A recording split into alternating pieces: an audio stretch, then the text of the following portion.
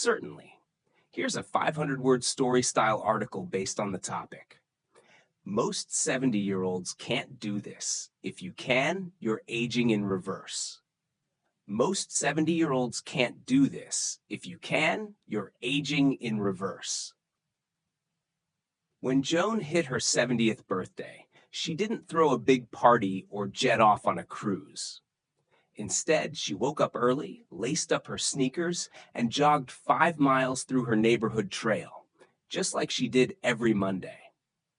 To most people, that kind of physical feat might seem impressive for someone half her age. But to Joan, it was just another morning.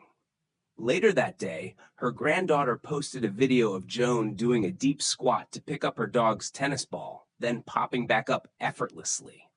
Most 70-year-olds can't do this, the caption read, but Grandma's aging in reverse. The post went viral. The truth is, Joan had never been obsessed with youth or anti-aging. She never followed strict diets or extreme exercise regimens. What she had done, however, was maintain a consistent lifestyle rooted in mobility, strength, and joy. And one of her biggest advantages, she never stopped moving. While many people assume aging means a natural decline in strength, balance, and flexibility, recent research shows that these factors are more influenced by lifestyle than by age itself.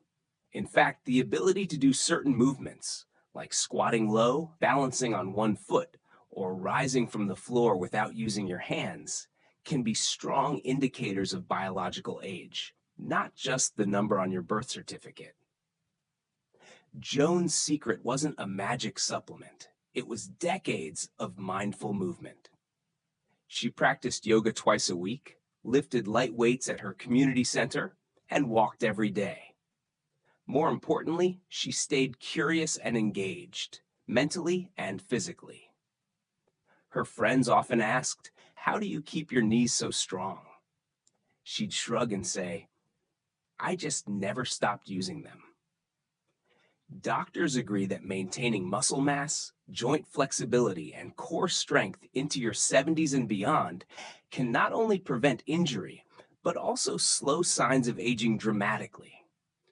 When someone Joan's age can get down into a full squat, rise without support, or climb stairs without effort, it suggests their body is functioning more like someone in their 50s or even 40s.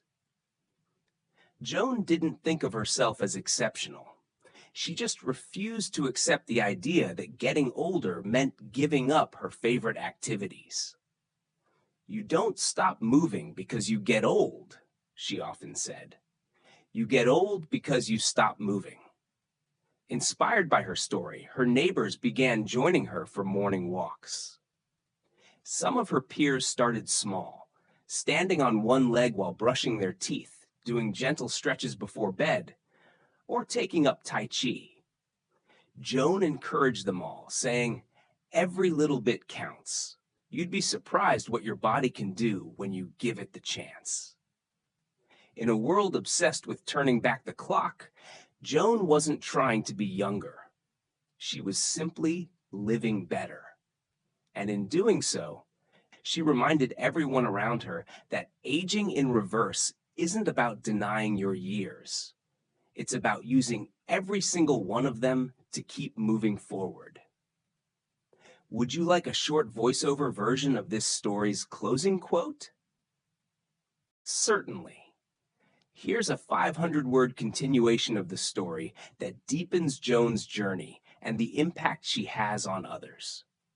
Joan's newfound visibility didn't just inspire her neighborhood. It began to attract attention far beyond it.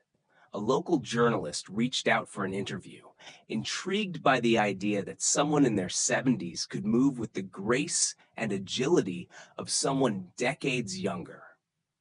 When asked about her secret, Joan was thoughtful. "It's not just about the body," she said. "It's about attitude, routine, and keeping your spirit in motion." She explained how she avoided long sedentary stretches, stayed hydrated, and treated rest like fuel rather than reward.